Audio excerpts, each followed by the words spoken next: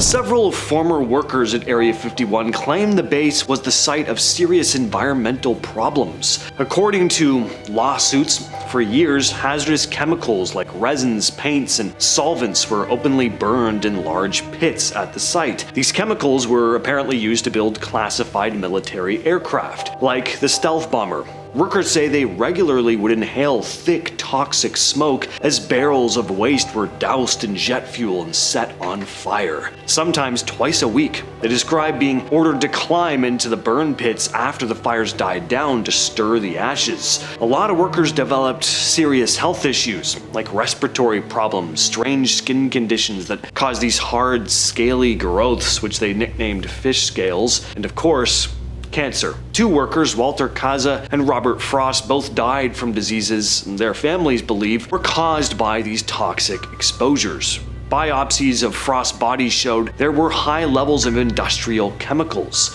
When the workers and their families demanded answers, though, the US government refused to release any information. President Bill Clinton personally signed an order keeping the details classified, calling it a matter of national security. Even when the Environmental Protection Agency finally inspected the base, the results were kept secret. The government's official stance is that nothing illegal happened, because officially, nothing happens at Area 51.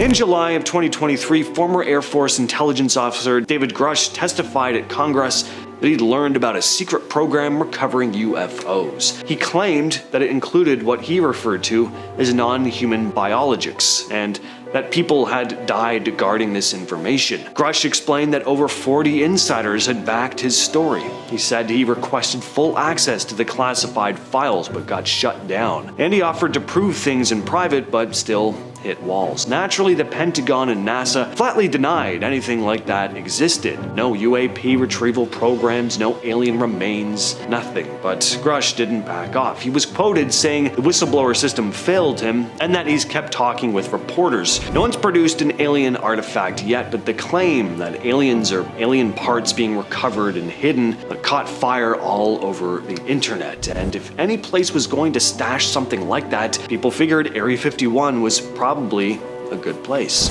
Yankee Blue was the name floating around in UFO circles, tied to a rumor about secret Pentagon briefings on recovered alien crafts. According to stories that surfaced in the 80s and 90s, a small group of insiders supposedly held these Yankee Blue meetings to get top-level briefings on UFO crashes, alien bodies, and what was really going on at places like Area 51. People like John Lear, Bill Cooper, and other big names in the UFO community passed these stories around, saying Yankee Blue was the go-to phrase for these alien crash retrieval programs. There was never hard proof, just a lot of word of mouth passed between UFO researchers, retired military guys, and some anonymous sources, but the idea stuck. They said these briefings talked about reverse engineering spacecraft and that bits and pieces of wreckage, possibly even biological material, had been stored at secure sites like Area 51. Some versions of the story claimed that even presidents only got access to these briefings if they had the right clearance, which supposedly wasn't automatic even for them. During the Cold War, Area 51 was used for weird weapons tests. In the late 50s and early 60s, the US military ran EMP, electromagnetic pulse experiments, near Groom Lake. They were small scale but powerful enough to knock out electronics from a distance. They were trying to figure out how to disable enemy aircraft or missiles without having to shoot them down. Locals sometimes saw these bright flashes in the sky or glowing objects zipping around the test areas, and it didn't take long for UFO sightings to pour in. People had no clue about EMP testing, and some of the lights matched classic UFO descriptions. Sudden movements, weird hovering, and moments where car engines or radios would briefly cut out. It's the kind of thing that if you didn't know what was being tested, would look exactly like some kind of alien technology. There are declassified records now that confirm these EMP experiments happened and that they caused interference with nearby equipment. Some even think the military leaned into the UFO stories on purpose to keep attention off of their real work.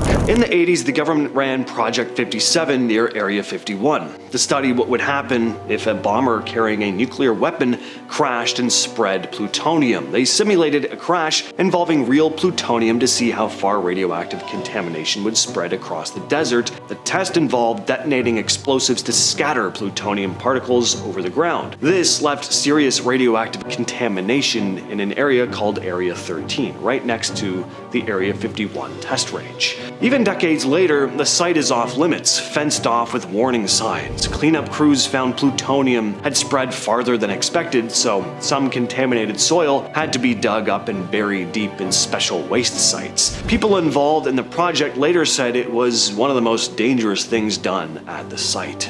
On January 5, 1967, a CIA A-12 spy plane crashed near Area 51 after running out of fuel. The pilot, Walter Ray, had to eject, but his parachute didn't fully deploy, and he was killed on impact. The A-12 was a top-secret aircraft. It was so classified that even Ray's widow wasn't told what kind of plane he'd be flying. She was simply told he was on a routine mission. The wreckage scattered across the Nevada desert, and the CIA rushed to recover every piece before the public could find it. They even used cover stories, saying it was just a conventional jet to keep the A-12's existence hidden. Walter Ray was buried in the desert near the crash site with no public ceremony. The whole thing stayed secret for years. It wasn't until decades later that the full story came out, when the CIA finally declassified details about the A-12 program. Ray's name now appears on the CIA's memorial wall. During the Cold War, the US managed to get its hands on Soviet MiG-21 fighter jets and brought them to Area 51 for testing and study. Programs like Have Donut and Have Idea involved flying these captured jets to learn their strengths and weaknesses. Pilots tested the MiGs against American aircraft to figure out how to defeat them in combat. The jets were flown in secret with no public acknowledgement for decades. Studying these enemy planes gave the US military a major advantage by understanding Soviet technology firsthand. It helped improve American fighter designs and tactics. This was, of course, top secret work. Workers and pilots involved had to keep quiet, and any information about these programs was classified. Even now, the details are sketchy because the government still won't talk openly about what exactly happened during these projects. But what we do know is that Area 51 wasn't just a place for experimental American aircraft, it was also where they dissected and flew Soviet planes to stay ahead in the Cold War arms race. Between 1977 and 1981, Area 51 was home to secret test flights of the first stealth fighter prototype called Have Blue. This was the groundwork for what would later become the F-11-7 Nighthawk, the world's first operational stealth aircraft. The goal was to create a plane that could avoid radar detection. The design looked kind of weird, nothing like the sleek fighters you're used to. It was all about bouncing radar signals away so that enemy defenses wouldn't spot the plane. The tests were done at Groom Lake with intense security to keep any photos or sightings out of the public eye. Flying this new technology was not easy. The Have Blue had serious handling issues and crashed during test flights, but the program pushed stealth technology from theory into reality and changed the way wars would be fought from then on. Even though it's old news now, back then it was cutting-edge stuff, locked away in the desert, miles from anywhere. Nobody outside the program had any clue what was going on. During the Cold War, the US government supposedly ran a campaign to confuse the public and hide new military aircraft programs. They did this by planting fake UFO stories and even photos near places like Area 51. The idea was simple: get people chasing aliens and UFOs instead of the secret planes the military was building. For example, the F-11-7 stealth fighter we just talked about was being developed, and its usual shape was so strange that if people had seen it, they'd probably think it was something alien. So Pentagon officials encouraged UFO sightings and rumors to throw people off. These disinformation tactics worked. UFO stories exploded in the 50s and 60s, and most people didn't realize that many of these sightings were actually secret test flights of advanced aircraft. By focusing everyone's attention on flying saucers, the military bought itself time to develop new technology without interference or leaks. At least that's what some say. I don't know. Maybe this is just wishful thinking on my part, but I think there's still a very good chance there really is extraterrestrial research being done at places like Area 51. And finally, we have this mysterious road near Area 51. A while back, a YouTube channel called Finding UFO put out a video showing some satellite images that might hint at a secret entrance to the base. While scrolling through Google Earth, they spotted a road leading to a parking lot at the base of a mountain. But that road wasn't there back in 1998. Older satellite pictures show no road or parking lot at all in that spot. It's just empty land. So why build a road and parking lot in the middle of nowhere, right next to a mountain where it doesn't seem to lead anywhere? It doesn't make much sense for people to park there and then walk back down the road to get somewhere else. That got people thinking that maybe there's a hidden tunnel carved into the mountain itself. If that's true, then what could be going on inside? What do you think though? Is something going on, or is this just people reading too much into nothing? All right, we're gonna get right into the weeds here with Lazar's claims about flying saucers at Area 51. So when he claimed to have worked there, he said there were 9 alien aircrafts being held and studied at the base. In terms of what these alien crafts were being used for, more detail on that in a bit, but basically they were reverse engineering the alien technology. In terms of what these alien aircrafts looked like, Lazar described them as looking completely different from one another. Some of them he only got a quick glimpse of and were too far away to make out proper details, but a couple really stood out to him. And one he referred to as the Jello mold, describing it looking like, quote, your classic Jello mold with the ripples on the sides of it. One he saw looked more like a flat disc, and part of it was damaged. He figured maybe researchers had been maybe testing whether or not their weapons could penetrate it, or it could have just crashed or been shot down initially. And most of his research was happening at Area S4. But let's go to Hannah for more info on that. Alright, thanks James. Unless you're living under a rock, I'm positive you have heard about Area 51, otherwise you probably wouldn't have clicked on this video. But do you know about Area S4? Well, neither did most people until Bob Lazar decided he was sick of the secrets and decided to tell the world. According to him, Area S4 is a secret base located in Nevada near its better known counterpart, Area 51. So, why the super secret base connected to an already pretty secret base? Well, aliens. Alien spaceships, alien intel, alien technology, antimatter reactors, and moscovium, also known as element 151. More on that later. But Area S4 was aggressively denied by the government, who even went so far as to say that Bob Lazar never worked at the Area 51 base in the first place.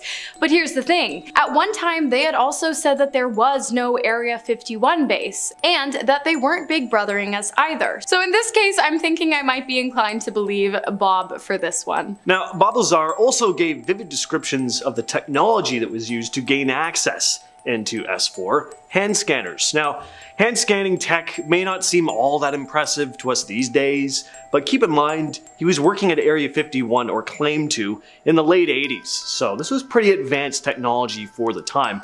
If this is true, you can only imagine some of the futuristic tech they could have over there now. According to Bob Lazar, the security system at the S4 facility involved a unique and advanced hand scanning process. When you'd come up to secure areas, you'd be required to undergo a biometric scan using a hand scanning device. Lazar described this device as a very sophisticated piece of tech that scanned the unique patterns and features of the hand to grant access. He'd place his hand on a scanning surface, and the device would analyze all the specific contours and lines on the hand. The security measure was part of the stringent protocols that were in place to control access to all the extraterrestrial technology housed at S4. But now, back to Hannah. Next up, the Roswell crash. Now, while Bob Lazar was not the first person to discuss a UFO crash landing in Roswell, New Mexico, he is the first person who has also claimed to have worked on a secret government base to discuss it. So, what is the Roswell crash? Well, it's an event that took place in 1947. A local farmer discovered what appeared to be a flying saucer crash landed in his backyard. The military was pretty quick to collect the debris. Initially, they were brought to a nearby base, but soon it was leaked that the specimen was sent to other bases in Texas and Ohio for further testing, saying that what had actually landed on the farmer's land was nothing more than a weather balloon. So why did they send it to so many testing facilities?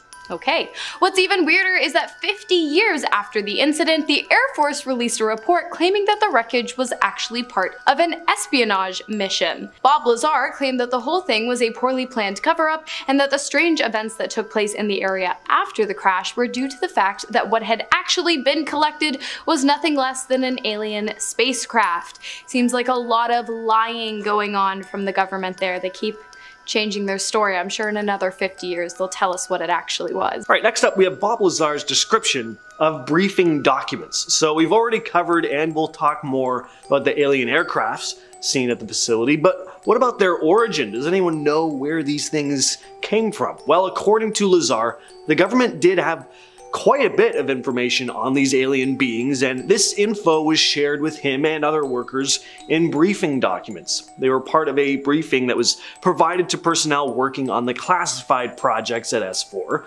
Lazar described the briefing documents as these detailed manuscripts that covered this whole range of topics related to the alleged extraterrestrial presence. They contained info about the history of these alien beings, their technology, and the reasons for their interactions with Earth. So, in the beginning, James did mention the 9 spacecrafts being examined in Area 51, but furthermore, over at Base S4, it appears, according to Lazar, that they were actually able to figure out exactly how one of the vessels runs. And apparently, it's on Moscovia, aka element 115, or 115. The element supposedly first became known in 2003 after it was synthesized by a team of Russian and American scientists at a joint institute for nuclear research in Russia, although Lazar claims to have seen the element at the S4 base in the 1980s. So, what is element 115?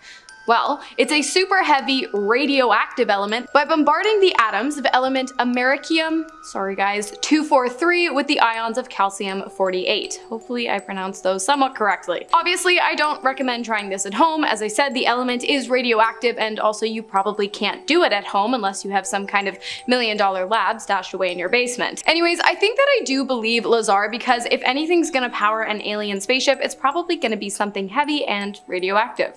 Back to you, James. Now, aside from all the alien technology stuff and the inner workings of Area 51, there's another interesting story Bob Lazar has shared about his time working at the base, and that's that his phone needed to be tapped. The higher-ups needed to be able to listen in on Lazar's phone to help make sure he wasn't sharing any sensitive information over the phone, but also to help get a sense of his home life. Lazar wasn't allowed to share any info with anyone, of course, including his wife.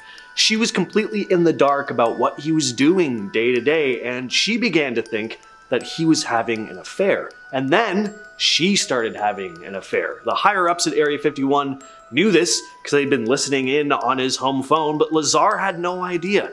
One day he came into work but was stopped from coming in. Then in the days that followed, he started noticing that he was being followed. He found out after the fact that they wanted to make sure Lazar wasn't going off the deep end due to marital problems, and that he'd be stable enough to continue his work at the base. So, Lazar saw the base, and he saw the spacecraft, and he saw what powers it.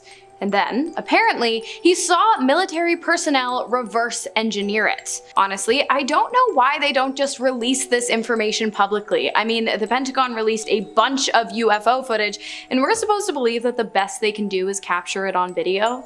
Like, isn't the United States supposed to have the most powerful military in the world or something? I'm just saying, it might make them look better and smarter and more capable if they just said, yeah, we found a spaceship and it's ours now. But I guess you guys aren't here to listen to me rant about the pointlessness of gatekeeping UFOs. So, Lazar claims that by dissecting one of the vessels on base S4, the government was able to figure out how to build one themselves. Not only that, but he was actually one of the engineers who helped them do it. He also claims that the team used anti-gravity and antimatter technology while crafting the ship, and he had a front row seat to its initial launch. Thank you, Hannah, and now I'm going to talk more about that launch.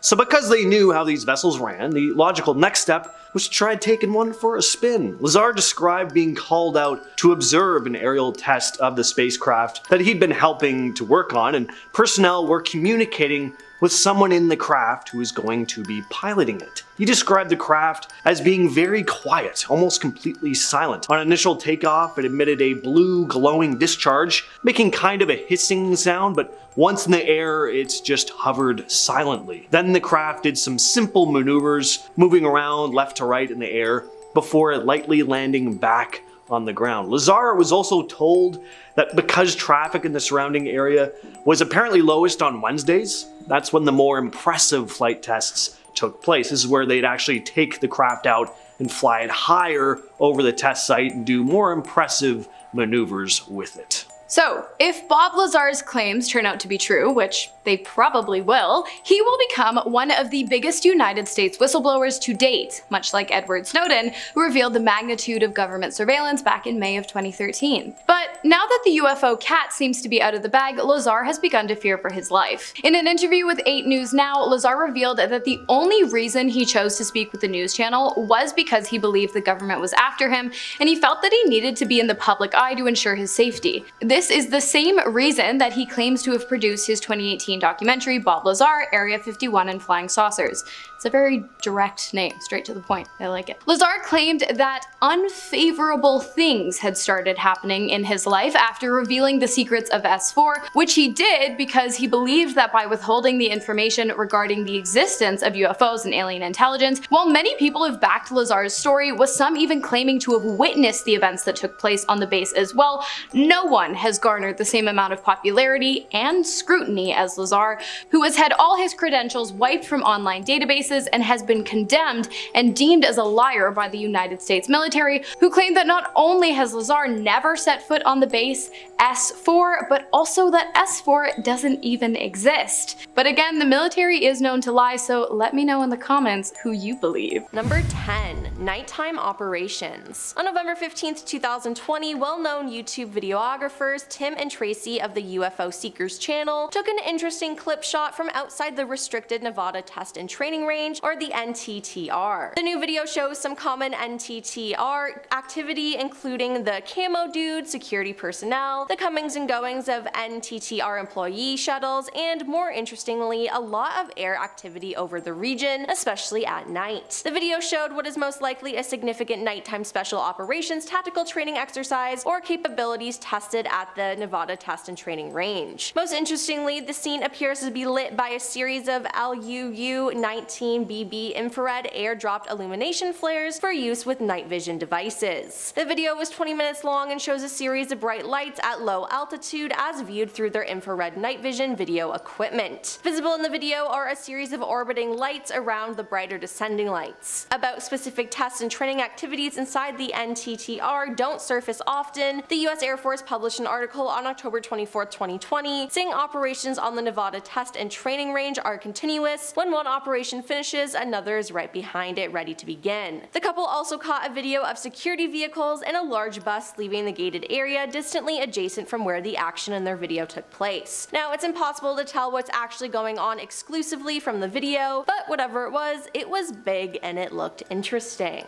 Alright, so this next photo is of Jerry Freeman, taken on a forbidden trip back in 1997. And his head here is supposedly covering the area where the secret S4 hangars are, according to the legendary Bob Lazar. So, this guy had quite the adventure close to the forbidden military base, and according to him, he was actually within the restricted area at points, but the exact borders of Area 51 aren't really shared with the public. So, what's the story with this guy? Jerry Freeman, an archaeologist, decided in 1997 that he was going to embark on a 7-day trek into the highly restricted Nevada test site. The funny thing is about this case though, is that he really had no interest in what most of us would want to see behind the Area 51 curtain. He was just interested in tracing back the trail of the lost 49ers, pioneers who had traversed the area in 1849. He was in search of an inscription made by one of the pioneers, which was believed to be a Nye Canyon above Papoose Lake. on the Nellis Air Force Base, totally off limits. Freeman spent days avoiding security. He slept with nothing but a blanket and the clothes on his back. He traveled very light, too light. He was running out of water by the end. And the funny thing is that after this dangerous trek, people were asking him like, so did you see Area 51? What's in there? Where are the UFOs, man? And again, just had no interest in that side of it. So he was like, I think at one point I might have seen Area 51. He'd like climbed on a ridge above Nye Canyon looking down on Papoose Dry Lake, which is just south of Area 51. And he was like, yeah, during the day I didn't see much, but one night I saw some lights. One looked like it was coming from a security vehicle. One was kind of stationary, but it seemed to grow and like shrink in size. Could have been a hangar door opening and closing. I don't know, it's an interesting kind of case. Number 8. Codename Hood. A book by Los Angeles Times journalist Annie Jacobson, Area 51, An Uncensored History of America's Top Secret Military Base, Little Brown, tells the story of the famous site that has spurred tales and rumors of intrigue and cover-ups. Annie dove through thousands of recently declassified documents to reveal what happened in the 1940s, 50s, and 60s at the government-restricted area near Groom Lake, Nevada. In the book there were some photos, and for this one, Annie said, the black device attached to this balloon in Area 9 of the Nevada test site is a 74 kiloton atomic bomb codenamed Hood, the largest atmospheric nuclear weapon ever exploded in the United States. Standing on a ladder minutes before this photograph was taken on July 5th, 1957, Al O'Donnell put the final touches on the bomb firing system. Area 51 is over the hill to the right of the device, and on the next page and photo and row a column of radioactive smoke rises from the Hood bomb. To the right of the mushroom stem, the landscape can be seen on fire.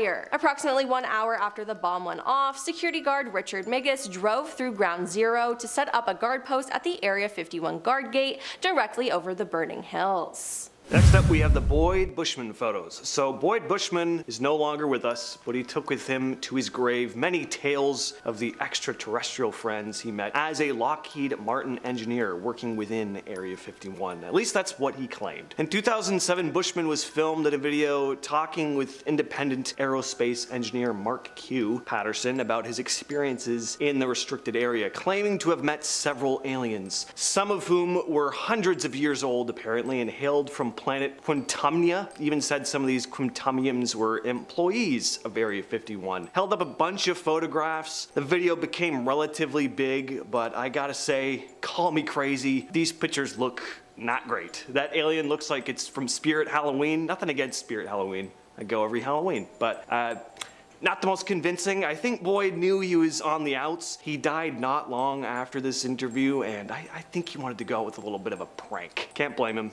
In fact, I respect him for it. Number 6. Gabe Zeffman. Gabe Zeffman, a private pilot and amateur photographer, spent Christmas Day 2020 flying his Sonessa 150 plane over Area 51 and snapping just over 1,000 photos. He captured stunning visuals of the Nevada Test and Training Range and Area 51, showing a mysterious triangle shape inside an open hangar. The hangar is just south of the main NTTR complex at Area 51, and the object looks large, although it is unclear. It does appear to be the only hangar that's open as well. In the videos of his flights posted on YouTube, Gabe can be heard getting clearance for his route over the restricted area. Now for this particular flight, he had higher quality photography gear that allowed him to capture better photos. So what's in the hangar? Seems like we may never know. Number 5, the alien interview. So there's actually footage of this one, so yeah, not really photos, but I mean, isn't video better than a silly old still photograph anyway? This footage was shown in a 1997 documentary entitled Area 51, The Alien Interview, and the big selling point here was that you were going to see real footage of Area 51 employees in the S4 facility communicating with an extraterrestrial on camera. The man behind the film, simply known as Victor, narrates through the footage, claiming to be former Area 51 employee and whistleblower who copied the footage, which was taken in 1989 before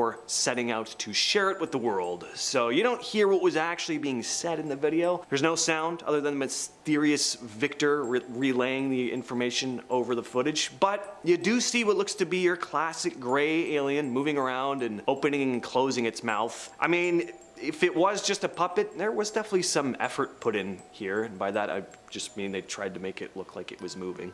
Number 4. Closest photos of the base ever. In 2017, Tim and Tracy of the UFO Seekers, who was mentioned before, hiked up the 1.4-mile high Tikaboo Peak, a mountain 25 miles opposite the mysterious military base, in order to capture the closest ever pictures of Area 51. From the peak of this mountain, the duo of UFO hunters used a special telescopic lenses to get the clearest photographs of the buildings and vehicles inside the top-secret government site. The Area 51 pictures taken show what looks like a water tower, several complexes, and vehicles moving around. Next up, we have the UFO. In December of 2019, Nevada resident Steve Barron shared pictures and video of this mysterious object flying over a mountain range close to his home. So whatever the object is, looks big. It's far off in the distance, but it's very noticeable, very bright. Definitely doesn't look like the small specks you get in the sky with satellites. It's super bright again, and it moves in a strange pattern too. It doesn't move at one consistent speed or in one single direction. There's a point where it kind of looks like it could be a satellite. It's moving through the sky in more of a traditional pattern, just straight across. But then it stops, starts moving back in the direction it was coming from, and seems to clip along at a good speed too. Like whatever this thing is,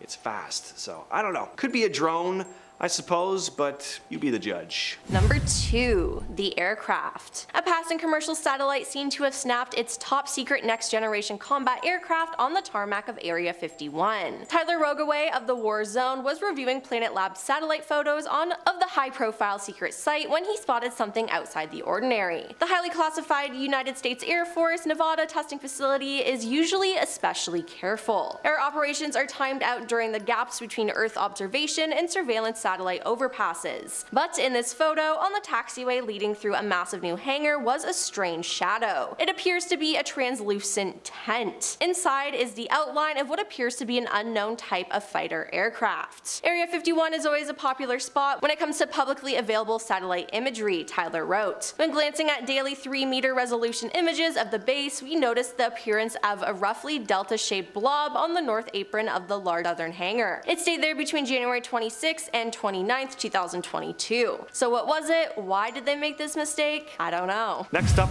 we have the Area 51 entrance. So a few years back, satellite photos were shared online showing what looked to be a possible entrance to the ever-elusive wonder that is Area 51. Someone was cruising around on Google Earth and spotted a road leading to a parking lot by the foothills of a mountain. Now, whatever this road leading to this parking lot was actually built for, it wasn't there back in 1998, where satellite images of the same area showed there to be no road leading to this dead-end area with the parking lot. So what's going on? It is pretty strange. Why have all these roads been built leading to a parking lots in seemingly dead-end areas by the side of a mountain? There's nothing there. It's not like, they'd park there and then walk all the way back down the road to go somewhere else. No, it seems as if there's a secret tunnel that's been carved into the side of the mountain. I think Bob Lazar said something about some mountain facility in Area 51. As for what's going on in there, your guess is as good as mine. At number 10 is the propulsion system. It's been quite the astonishing turn of events when you consider Bob Lazar's claims about UFOs in Area 51. Now, for those of you who might not be familiar with the story, Bob Lazar came forward with some rather extraordinary assertions back in the late 1980s, claiming that he worked at a secret facility near Area 51 called S4, where he was said to reverse engineer extraterrestrial spacecraft. And one of his most intriguing claims was about the way these saucers operated. Fast forward to today, and we've got this remarkable video footage from Commander David Fravor released by the Pentagon, showcasing a UFO doing exactly what Bob Lazar described decades ago, rotating at high speed with sharp angular turns, flying belly first. According to Bob Lazar, that's thanks to the gravity amplifiers along the underside of the ship that Bob had described centuries ago, as opposed to the classic rendition of a saucer flying parallel to the ground as we'd see in sci-fi. While Bob and the gimbal video both showed us that while it does have the capacity to fly like a frisbee, it can conjure what's essentially a powerful gravity vortex underneath the craft to pull it at extremely high velocity. Like, if you were inside one of these bad boys at speed, it would feel like you're falling downwards, nearing Mach something. It's one of those moments that makes you question just how much we might not know about the universe and what's happening in the shadows of government secrecy. The convergence of Lazar's claims and the actual evidence is undeniably mind-boggling. If you're enjoying this video so far, you can support the channel by pressing like, subscribing to it's most amazing and ring that notification bell. At number 9 is Element 115. The revelations about Element 115, which Lazar insisted was the key to alien propulsion technology, eventually found their place in the scientific lexicon. See, back in the late 1980s, Lazar made waves by asserting that Element 115, or what he called unpentium, was the fuel source for extraterrestrial UFOs he alleged to have worked on at Area 51. Skeptics scoffed as Element 115 wasn't officially recognized at this time. Fast forward to today, and we've synthesized Element 115, now known as moscovium, in a lab setting. But here's the twist. Our most stable isotopes of moscovium have a fleeting existence lasting mere milliseconds. Yet Lazar continues to claim the existence of a stable isotope that powers these otherworldly craft. It's a tantalizing mystery that leaves us pondering the potential secrets lurking within the cosmos and deep within the confines of Area 51. At number 8 is the FBI raid. Back in 1989, during a live interview with George Knapp, Lazar made headlines by disclosing his work at the mysterious Area 51 Section S4, reverse engineering these extraterrestrial craft. He even claimed to have stolen a piece of Element 115, which purportedly powered these spaceships. Now fast forward to 2019, when United Nuclear Scientific, Lazar's scientific supply company, was raided by the FBI. Conspiracy theorists believe that the feds sought his supposed Element 115 samples. Now there are some government-released documents that paint a different picture,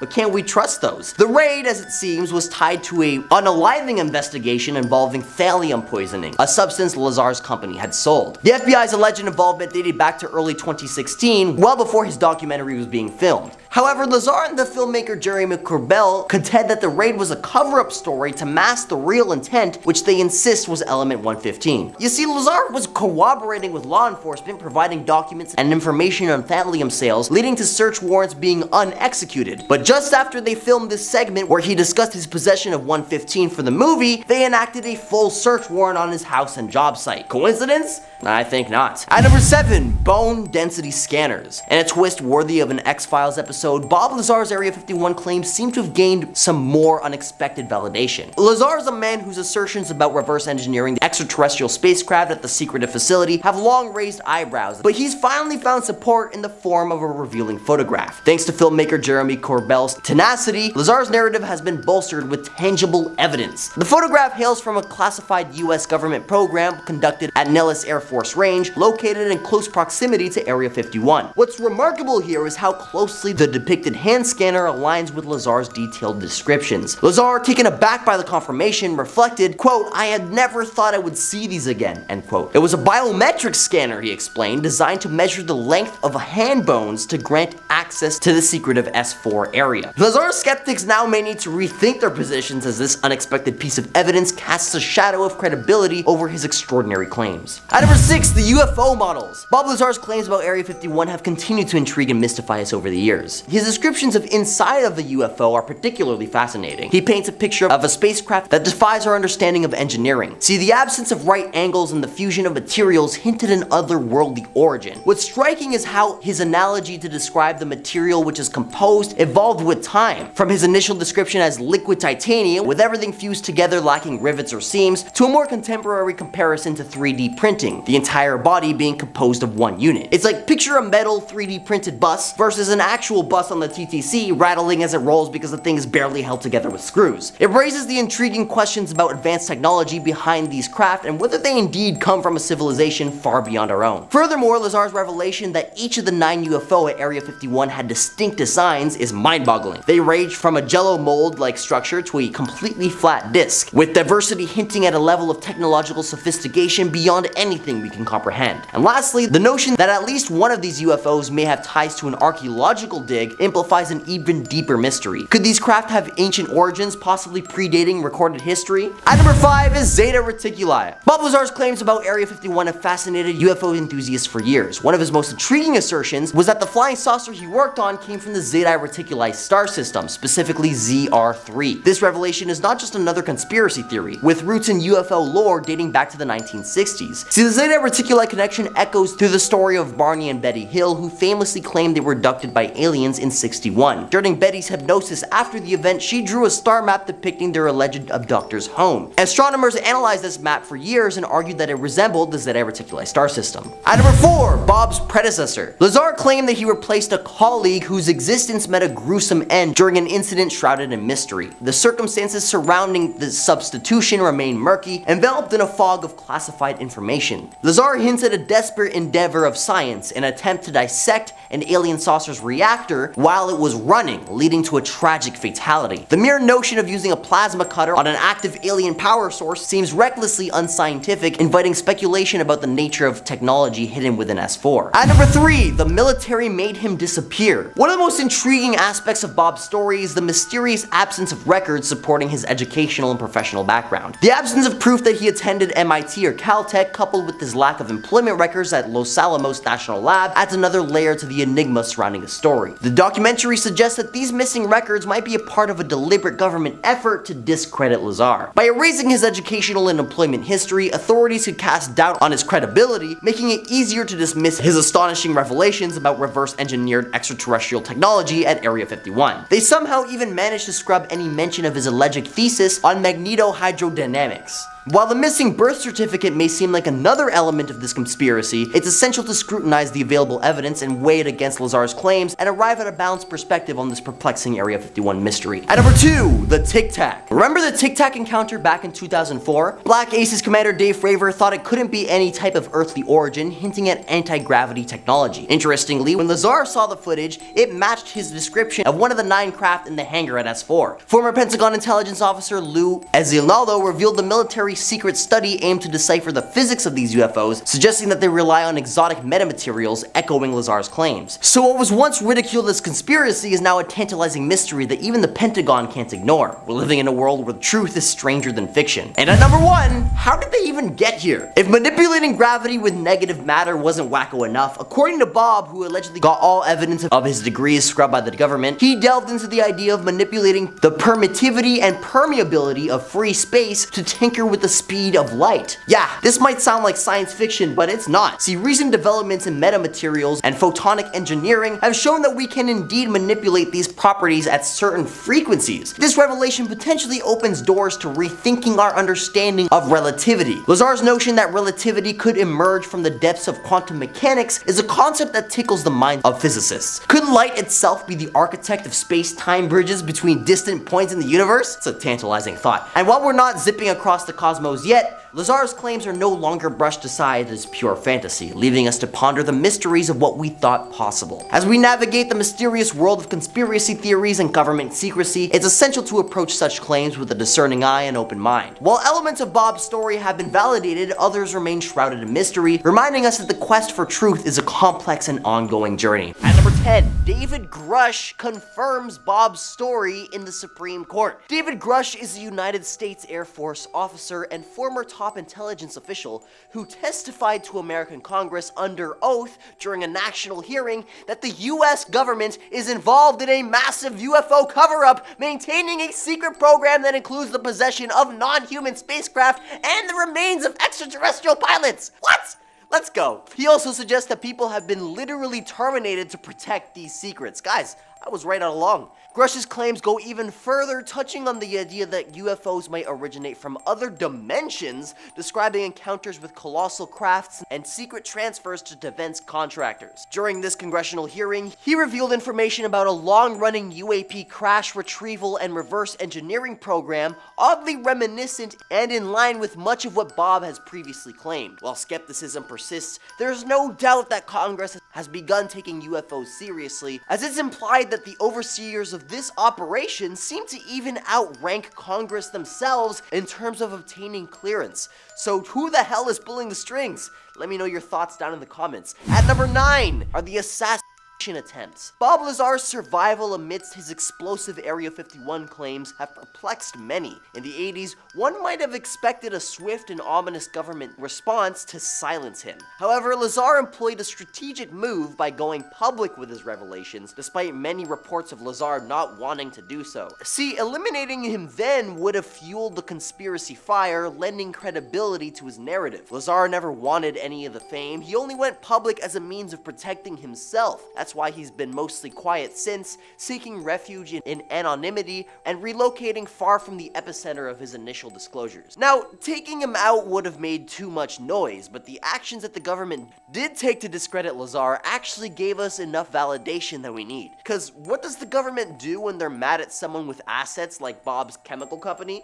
Well, they audit it with the IRS, or they use the FBI or DEA or ATF to either infiltrate said business and or put pressure on said business in many ways, like how the FBI just raided Lazar's home and place of work, and then proceeding to isolate him from his support network. I mean, that should be validating enough. I mean, ruining people's days with bureaucracy is basically the government's calling card. If you're enjoying this video so far, you can support the channel by pressing like, subscribing to Most Amazing, and ringing that notification bell. Alright, let's finally talk about aliens with number 8, Lazar's alien sighting, with David Grusch confirming the fact that the government is in possession of not just craft, but actual life forms. This tidbit inadvertently confirms Lazar's alien sighting while at S4. See, the story goes that on one and only one occasion during his employment at the secret facility, as Bob was being taken through a hallway, he glimpsed through a window that had been previously obscured and saw what appeared to be scientists with clipboards standing over a miniature chair, and in it was a small and thin gray body with elongated arms disproportionate to its small body and head. Now, Bob only got a glimpse of this for a second, and he has since managed to convince himself that what he saw in the chair was a dummy, like perhaps they were trying to deduce the size of the alien from the dimensions of the chair. But ladies and gents, why would they need to do that if they already have the bodies? You know, with all this Pentagon stuff coming out, it's only a matter of time before Corbell yanks Bobby out of the closet for another documentary. Or at least I hope so. And number 7, Bob coined Area 51. Bob worked at the secret facility near Groom Lake, where he alleged that alien technology was being reverse engineered by the government, or in other words, being taken apart to figure out how it operated in a bid to one day duplicate the technology. And that secret facility was none other than the enigmatic Area 51. I mean, almost. See, while the base notoriously known as Area 51 was definitely popularized by Bob, if we're actually going to be accurate here, he never technically worked at Area 51 proper. He actually worked at Area S4, which is about 15 miles south of Area 51, but still technically within the Area 51 compound. I mean, if you're confused, imagine S4 as sort of a subset of Area 51. Like, this may or may not be true. If you're confused, imagine S4 as sort of like a subset of Area 51. Like, if Area 51 holds all of America's sci-fi weapons and tech, S4 is the flying saucer department. Anyhow, Area 51 is adjacent to Groom Lake, with a mountain dividing it from S4 at Papoose Lake. And it's this very mountain range which conceals the hidden hangar, where all the UFOs are at. Lazar alleged that S4 is disguised with dirt and gravel coloring, but is a hangar built into the side of this mountain as to camouflage the base from onlookers and satellites. Pretty ideal spot for hiding flying saucers. At number 6, Jerry Freeman's S4 expedition. Jerry Freeman's expedition into the Nevada desert, driven by his pursuit of the Lost 49ers historical inscriptions, inadvertently sheds light on Bob's claims about S4. Despite the fact that Freeman wasn't looking for aliens or secret bases, Freeman's trek through the unauthorized desert just so happened to bring him tantalizingly close to the supposed location of S4, according to Lazar, and Freeman's encounters with mysterious lights in the night sky align eerily with Lazar's descriptions. Freeman's journey through no man's land, fraught with danger from military patrols, snakes, and the peculiar sightings on snakes and the harsh desert, led him to document the peculiar sightings on the night of April 26, 1997. These lights, situated near Papoose Lake, align eerily with Bob's description of S4's location. Freeman observed lights in the mountain range near Papoose Lake that remained stationary and appeared to get larger and smaller, as a hangar door would if it were opened and closed. Though skeptics attribute the light to mundane sources, the remote and completely isolated location and lack of apparent infrastructure make this theory highly improbable. Instead, they eerily coincide with Lazar's count of S4. At number 5 is the Majestic clearance. Before Lazar was brought to S4, he was forced to do mounds of paperwork, from security clearances to revealing all kinds of personal information. Basically, the government gave him all the forms necessary to work on his top secret tech.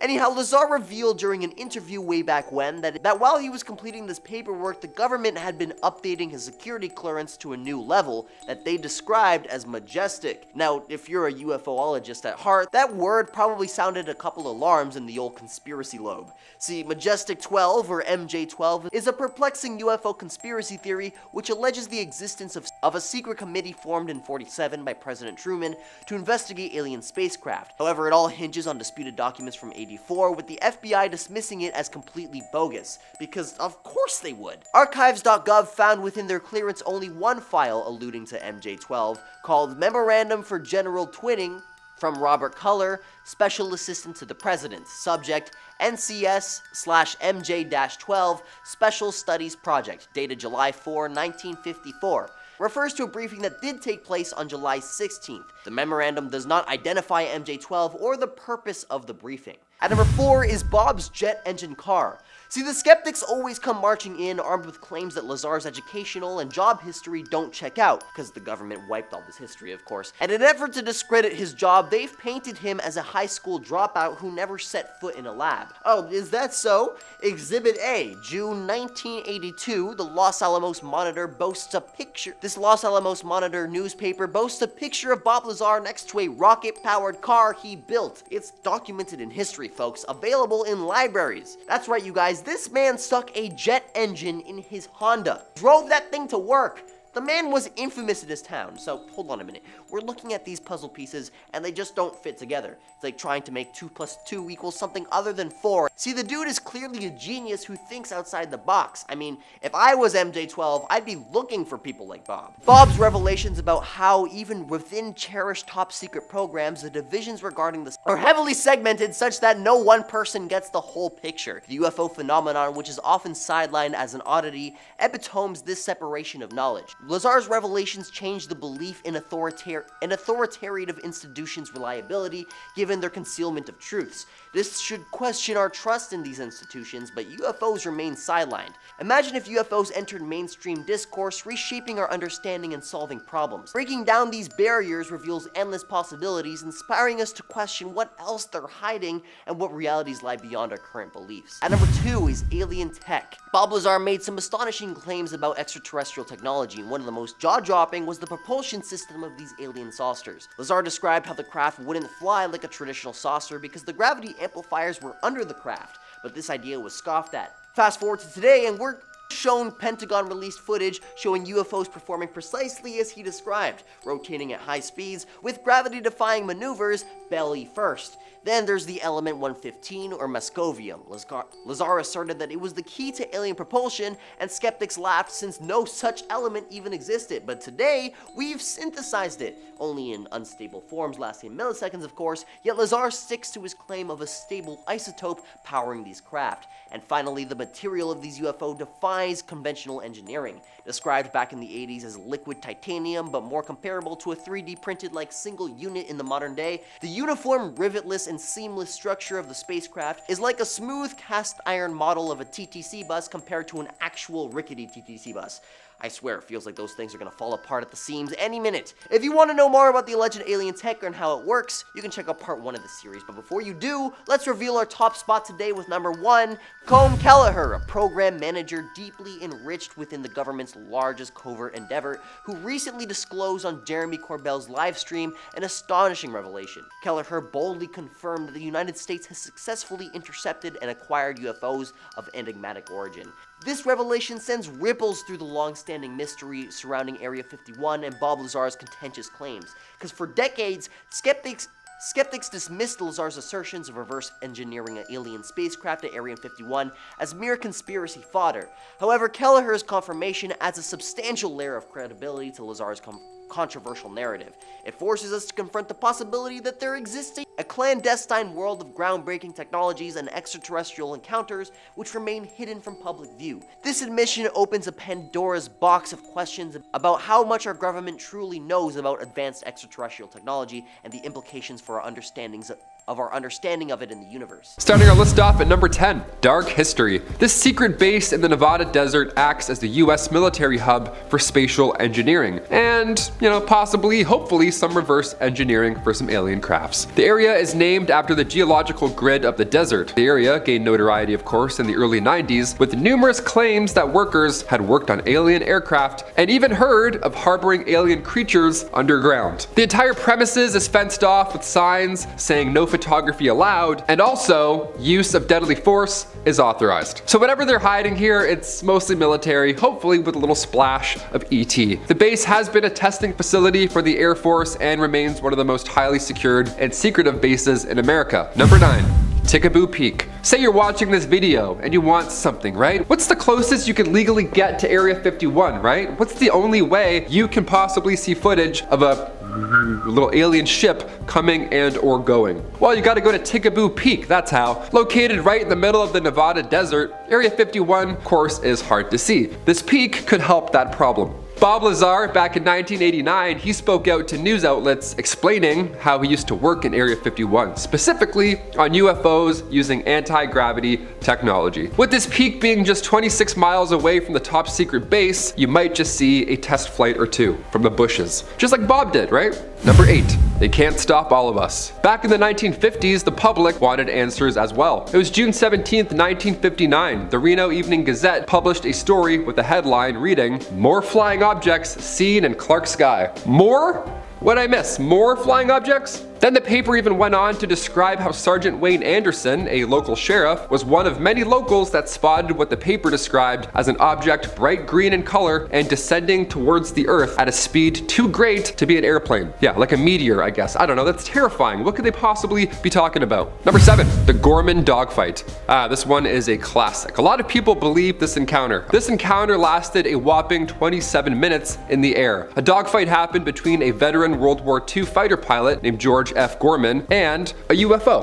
It was him versus a white orb, and they were both at an extremely high altitude above Fargo, North Dakota. Gorman told a local newspaper following the 1948 event, the experienced pilot said, and I quote, "If anyone else had reported such a thing, I would have thought they were crazy." Captain Ruppelt operated Project Blue Book, a series of studies conducted by the US Air Force between 1947 and 1969, and there's reports of the same dogfight from the ground as well. So yes, there are multiple eyewitnesses for this one. Number 6, Project Aquatone. So we think about aircraft evolution over the last, say, 100 years. Well, back in 1955, Area 51 was selected by the CIA as a testing site for the Lockheed U-2. And if you've seen Top Gun Maverick lately, good on you, great film, 10 out of 10. But if you've seen it, this will tickle your fancy. The Lockheed U-2 was this high altitude aircraft. It was the top of the line technology, and tests were originally conducted over the codename Project Aquatone. Now on June 25th, 2013, the CIA approved the release of declassified documents that details, for the first time officially, the history of the U-2 and Oxcart programs in response to a Freedom of Information Act request, just like we're seeing right now with these, UFO videos online. The release of those documents marked the first time that the US government actually acknowledged the existence of Area 51. And since then, we've been waiting around for another big announcement or something. Number 5,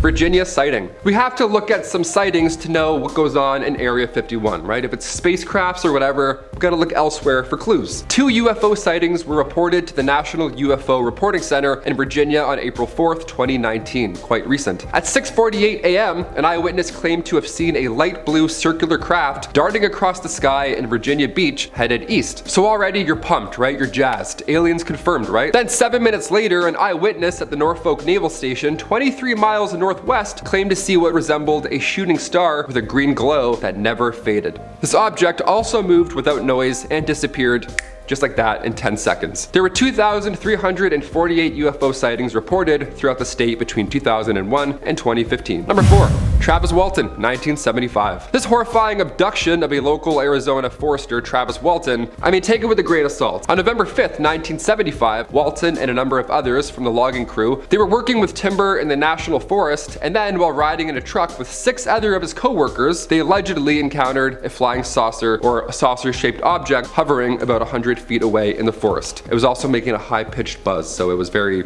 something was going on. Walton exited the truck and ran over curious, and then a beam of light appeared disappeared from the craft and blasted him unconscious. The other 6 men were terrified and they drove away before returning moments later in panic to a now vanished Travis. Walton claims that he woke up in a hospital room observed by 3 short, bald creatures, aliens. He fought with them until a more human-looking figure led them to another room where he then blacked out again. Walton claimed he remembers nothing else until he found himself awake yet again alongside a highway 5 days later, naked, clueless of what had just happened. Number 3. Rendlesham Forest, 1980. It was Boxing Day 1980. The forest lies between the military bases of Bentwaters and Woodbridge. Now at 3 a.m., 2 military personnel, John Burroughs and Jim Peniston, they both respond to bright lights in the forest. The radios also stopped working, which is not helpful at all in this case. There was a static feeling in the air as well, and an odd silence. Now the closer the men got, the more they realized it wasn't one of theirs. Peniston was drawn in and he actually touched the craft. It instantly electrocuted him and apparently downloaded him with odd symbols and star maps into his brain before the craft eventually blasted off again. 24 hours later, the craft returned and Deputy Commander Charles Halt is now witness in the exact same spot. Only this time, there are now 3 large landing holes in the grass. Years later, Burroughs and Peniston still ask each other and the British government for their medical records from that night because they never received them. Almost 32 years later and still, they've never received anything. Number 2.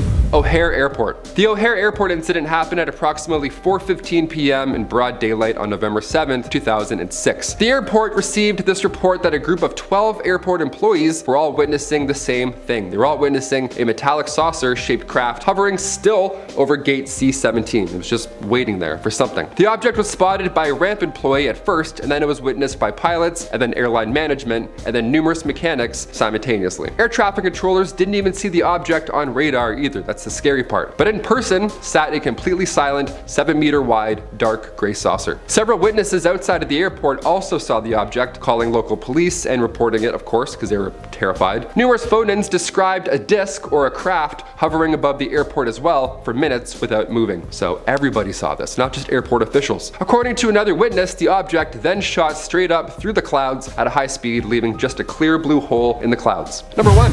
Zimbabwe sighting. In 1996, a mass sighting was witnessed by an entire school in broad daylight in Zimbabwe. Yeah, more than 150 students and staff were all present at this point. There have been tons of documentaries surrounding this exact case. Face-to-face, arm's length with a craft, and also alien beings. Yeah, this is a whole cosmic visit apparently. The children, who are now mostly in their 30s and or 40s, are still convinced. They still stand by what they saw. More than 100 students can still remember what they claim to be telepathic warning from the creatures surrounding our use of technology and the hazards that it has on our planet. So that's cool. Director and writer James Fox documents this infamous interaction in his 2020 documentary, The Phenomenon. Area 51 could be housing UAPs or parts left over from interactions like this one in Zimbabwe back in 1996. Who knows? Mars is one of those planets that just won't stop teasing us. Between all the rover missions and satellite images, NASA's gotten a ton of data about the red planet, and yeah, some of it's pretty bizarre. Over the years, there have been some oddities people have pointed out, and some of them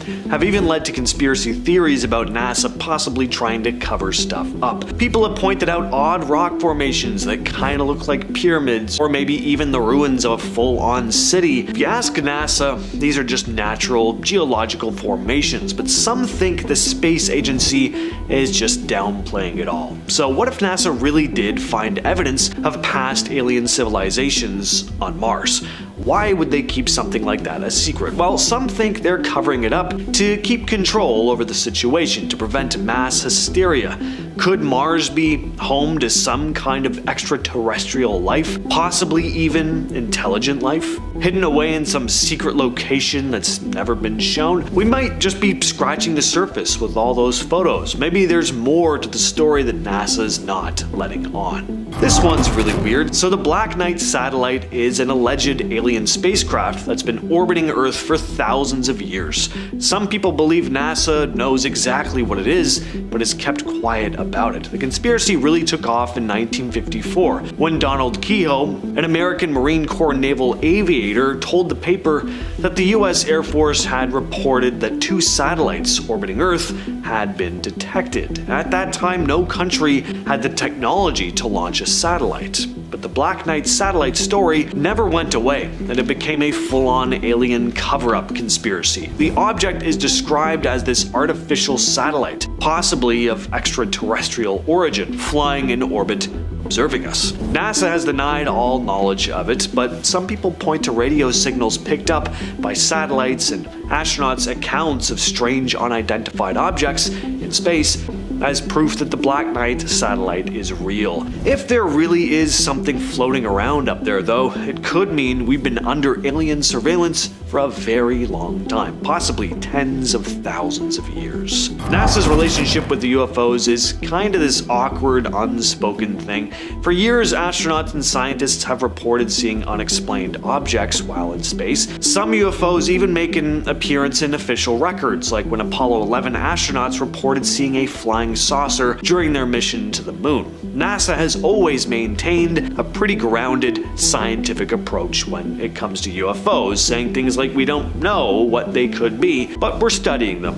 They never provide any solid answers though, and maybe they just really don't have any, but that's not what some people think, including some who have been to space themselves. Astronauts like Edgar Mitchell, for example, the 6th person to ever set foot on the moon. Up until his death in 2016, he was pretty vocal about his belief that UFOs and aliens were real, and that NASA knew much more than they were letting on. So what is the deal here? Are they keeping secrets about extraterrestrial visits? Do they actually not have any idea what they could be, despite all the eyes they have on the sky? What do you think? Europa, one of Jupiter's moons, is a real hotspot when it comes to the possibility of alien life. NASA spent a lot of time talking about Europa because there's something under that icy surface, an ocean that could possibly be home to life. It's an exciting idea, but as of right now, we don't really know what's down there.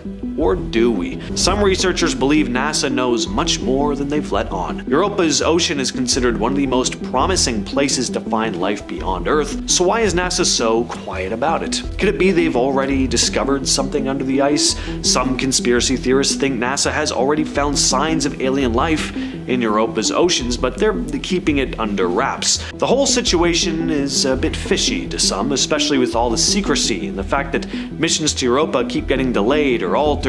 Could NASA be sitting on a major discovery, just waiting for the right moment to drop it? In 2017, the Pentagon confirmed it had been running a secret UFO program known as AATIP, the Advanced Aerospace Threat Identification Program. The revelation caught a lot of people off guard, but NASA was likely involved, at least behind the scenes. AATIP's goal was to investigate unidentified flying objects and other unusual aerial phenomena, and some believe NASA was consulted about these findings. So what do they know? Well, NASA's remained pretty tight-lipped about their role, which has only added to people's suspicions that they're hiding more than just a few UFO reports. If the government was running a secret program to investigate UFOs, it's hard to believe NASA wasn't involved in some capacity. Did they find something in those programs that could change our entire understanding of alien life? Kepler, NASA's exoplanet hunting telescope, got a lot of people talking when it discovered thousands of potential planets outside our solar system. But that's not all. Some scientists believe Kepler has picked up signals that could be coming from extraterrestrial civilizations. If this is the case, well, the question is, are they coming from aliens intentionally trying to communicate? Well, who knows? NASA has downplayed these things, labeling the signals as noise or interference from natural sources, but others aren't convinced. They think NASA's purposely brushing aside these signals to keep the truth about alien life hidden from the public. Maybe they just don't want us to know that we're not alone in the universe just yet, still trying to figure out how to approach the situation. Even though they're the only people to ever go to space, astronauts are kind of the last people you expect to say they've had encounters with UFOs. I don't know what it is, but there is a surprising number of reports from space missions that do suggest otherwise. Gordon Cooper, one of NASA's original astronauts, claimed to have seen a UFO during the Mercury Atlas 9 mission in 1963. He reported a glowing object that seemed to follow his spacecraft before quickly disappearing. Cooper said the craft defied our understanding of physics, that it was far beyond the capabilities of any known technology at the time. He also said there was footage of this thing that was never made public. Then there's the Apollo 14 astronaut Edgar Mitchell, who's also publicly stated that extraterrestrials are real. Mitchell even went as far as to claim that the US government has knowledge of extraterrestrial life and has covered up its existence for decades. The most famous case comes from Apollo 11, with Neil Armstrong and Buzz Aldrin allegedly seeing unidentified objects on the moon. There are rumors that Armstrong's comment during radio transmission about, quote, seeing something out there was a reference to an encounter with a UFO, though it was quickly brushed aside. So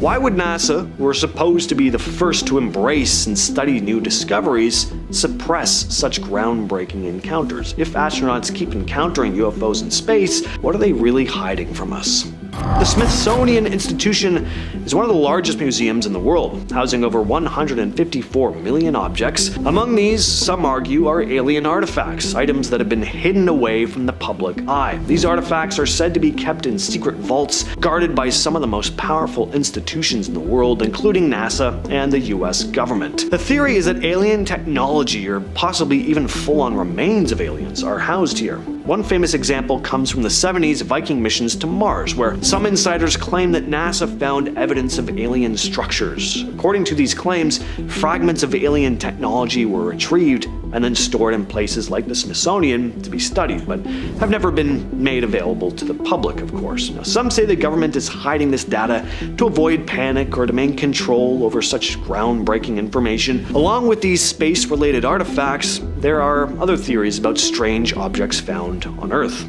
We may never know the full truth, but the Smithsonian's massive, inaccessible archives certainly make it seem like there could be more to the story. The Apollo 20 mission is one of the most controversial and debated conspiracies surrounding NASA. Officially, Apollo 17 in 1972 was the last manned mission to the moon, but for decades there's been this rumor that there was a secret mission launched in the mid-70s to retrieve alien technology from the moon, Apollo 20. According to the story, NASA discovered this massive, ancient spacecraft on the lunar surface in the Bay of Rainbows region, and the Apollo 20 crew was tasked with exploring it. The crew reportedly found two humanoid bodies inside the ship, one alive, the other deceased, along with advanced technology that was far beyond what humanity had at the time, or even now. A man named William Rutledge, who claims to have been part of the crew, gave some pretty detailed accounts of the mission and even shared alleged video footage of the lunar craft and one of the alien bodies inside it. NASA consistently denied any such mission took place though. But the Apollo 20 theory has a loyal following. Some argue that the mission was kept secret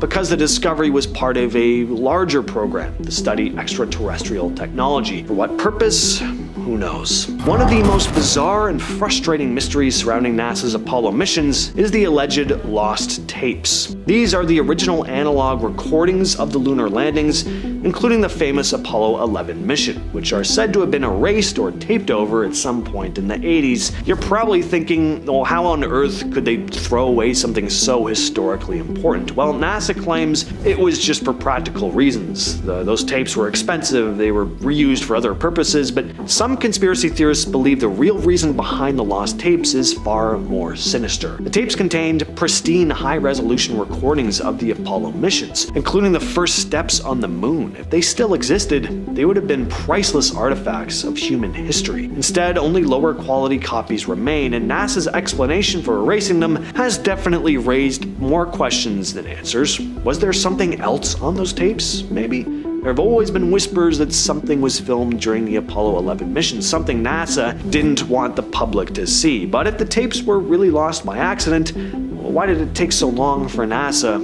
to give a clear explanation of what happened?